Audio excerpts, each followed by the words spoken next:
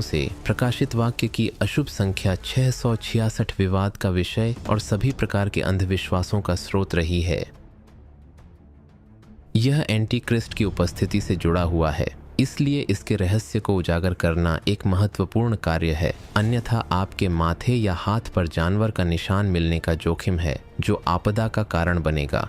हमने संख्या 666 की शीर्ष 10 व्याख्याएं संकलित की हैं और यद्यपि हम इस बात की गारंटी नहीं देते कि इस वीडियो में आप जानवर की संख्या के रहस्य की पूरी सच्चाई की तह तक पहुंचेंगे, लेकिन यदि आप वीडियो को अंत तक देखते हैं तो आपके क्षितिज का विस्तार होने की गारंटी है। लेकिन मुख्य बात यह है कि अगर आप इस वीडियो का ध्यानपूर्वक विश्लेषण करेंगे तो आपके एंटीक्रिस्ट के चंगुल में फंसने की संभावना काफी कम हो जाएगी। चल दर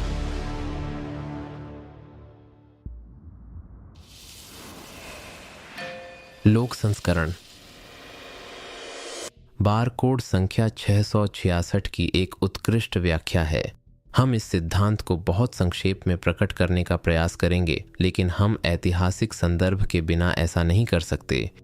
सूचना पढ़ने को स्वचालित करने के लिए एक एकीकृत कोड पेश करने का विचार 40 के दशक के अंत में सामने आया। इसके लेखक बर्नार्ड सिल्वर और नॉर्मन वुडलैंड माने जाते हैं, जिन्होंने कई चुनौतियों से गुजरने के बाद जानकारी पढ़ने के लिए एक प्रतीक विकसित किया।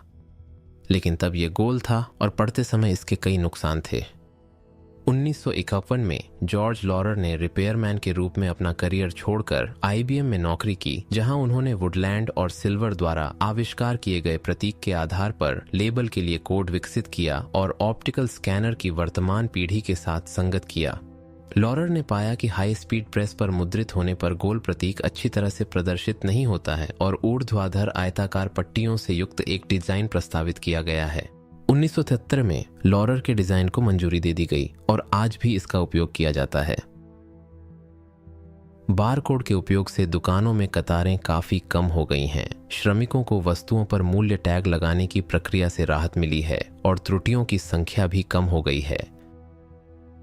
आविष्कार बहुत व्यावहारिक लगता है और बारकोड के निर्माण के इतिहास में कोई रहस्यमय अर्थ शामिल नहीं है। कई प्रोटेस्टेंट विश्वासियों ने बारकोड में सर्वनाशकारी संख्या क्यों देखी और इस विषय पर एक सूचना घोटाला खड़ा करना शुरू कर दिया।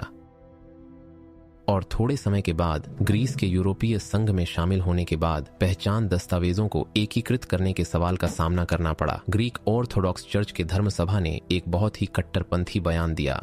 चूंकि नए पासपोर्ट इलेक्ट्रॉनिक तंत्र द्वारा उन्हें पढ़ने के लिए कोड के रूप में संख्या 666 का उपयोग करेंगे, पवित्र धर्म सभा यह मानते हुए कि रूढ़िवादी विश्वासियों के धार्मिक विवेक का उल्लंघन हो रहा है, अनुशंसा करता है कि विश्वासियों को पासपोर्ट नहीं लेना चाहिए।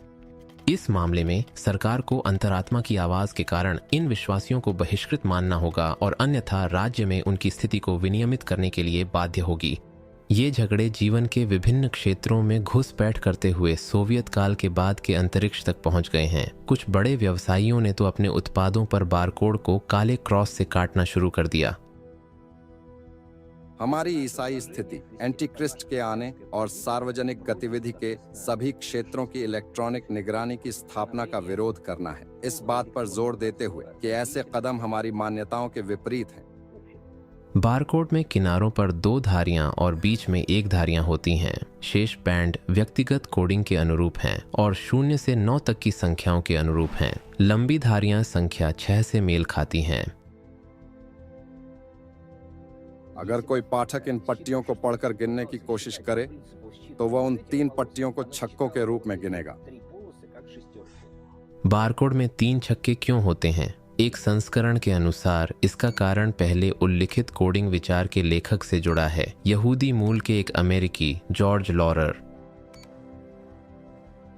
अफवाह यह है कि वैज्ञानिकों ने साबित कर दिया है कि उनके नाम पर 3 छक्के एन्क्रिप्ट किए गए हैं जो कबला के नियमों के अनुसार धन लाते हैं। पिछली सदी के 70 के दशक में जब लॉरर विश्व बारकोडिंग प्रणाली लेकर आए तो इजराइल आतंकवादी हमलों से बुखार में था और केवल संयुक्त राज्य अमेरिका ने यहूदी राज्य को वित्तीय सहायता प्रदान की। डॉलर के प्रतीक में आप एनक्रिप्टेड संख्याओं का हिस्सा पा सकते हैं जिसका रहस्य केवल कबालीवादियों को पता है। डॉलर प्रतीक की जांच करके जो धन का प्रतिनिधित्व करता है, हम ऊर्ध्वाधर रेखाओं को बारकोड के प्रतिनिधित्व के रूप में मान सकते हैं, जिसका सोलोमन के पहले मंदिर के निर्माण के संबंध में प्रतीकात्मक अर्थ है।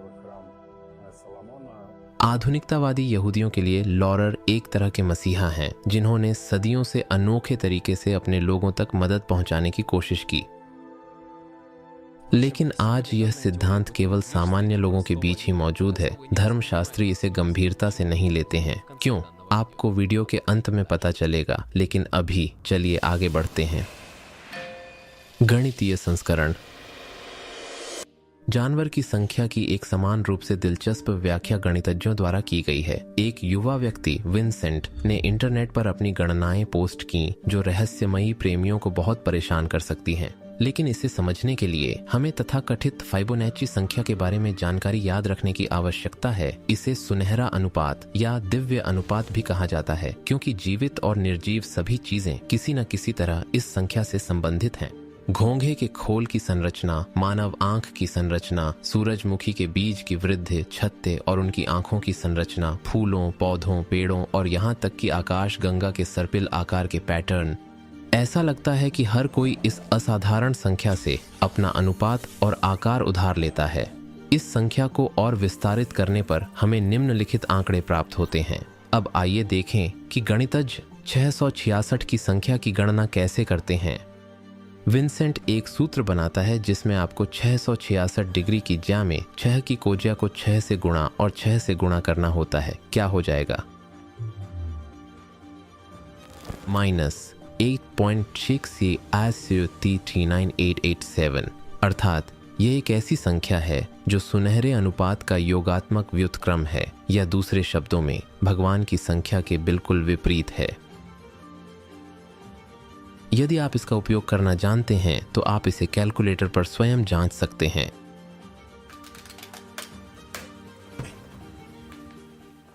बेशक यह सब सिर्फ गणित है और न तो फाइबोनैची और न ही कोसाइन और साइन का जॉन की भविष्यवाणी से कोई लेना देना है, लेकिन फिर भी ये काफी दिलचस्प है ना? तकनीकी संस्करण। कई विश्वासी जानवर के निशान और संख्या 666 को एक साथ जोड़ते हैं और सामूहिक टीकाकरण और चिपाइजेशन में इसके बारे में बाइबल की भविष्यवाणियों की पूर्ति देखते हैं। यूक्रेन में युद्ध शुरू होने के बाद सिरिंज का यह सारा प्रचार अचानक पृष्ठभूमि में फीका पड़ गया। हालांकि 2021 के अंत में यह विषय सभी मीडिया और पादरियों के उपदेशों में था। इस सिद्धांत के पक्ष में तर्क इस प्रकार हैं। सबसे पहले हम भयावह अफवाहों के बारे में बात कर रहे हैं कि सिरिंज की सामग्री के साथ रोगियों की त्वचा के नीचे एक तरल चिप इंजेक्ट किया जाता है, जिसकी अनुपस्थिति से खरीद या बिक्री की असंभवता के बारे में भविष्यवाणी की पूर्ति हो सकती है। इरविन बैक्स्टर, जो बाइबल के संदर्भ में माइक्रोचिप्स पर चर्चा करना पसंद करते हैं, कहते हैं, ग्रीक में 666 को चीशी स्टिग्मा स्ट्रॉन्ग के ग्रीक लेक्सिकन के अनुसार चीशी स्टिग्मा वास्तव में 666 का प्रतिनिधित्व करता है, और यह संख्या इस प्रकार है बाइबल के हमारे अनुवाद में प्रस्तुत किया गया।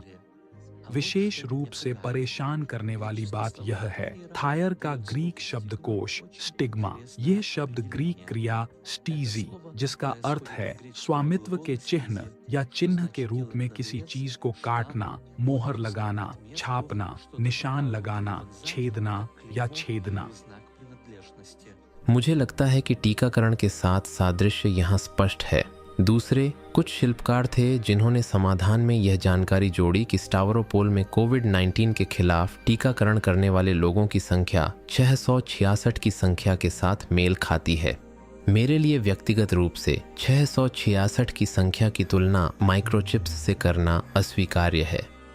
इससे पहले हम इस सिद्धांत की विफलता के कारणों पर विस्तार से चर्चा कर चुके हैं। वह वीडियो तेजी से व्यूज प्राप्त कर रहा था, लेकिन अचानक YouTube ने फैसला किया कि वह एपिसोड अनुपयोगी था और उसे पुनर्स्थापित करने के अधिकार के बिना उसे हटा दिया।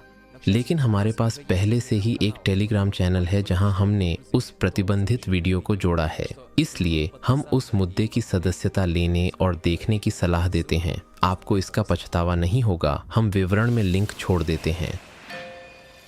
वैज्ञानिक संस्करण। मैं हाल ही में तकनीकी विज्ञान के एक उम्मीदवार आंद्रेई ओसिपोव स्कर्ल्यागिन के साथ एक साक्षात्कार में आया था। लेख में कहा गया है कि वैज्ञानिक ने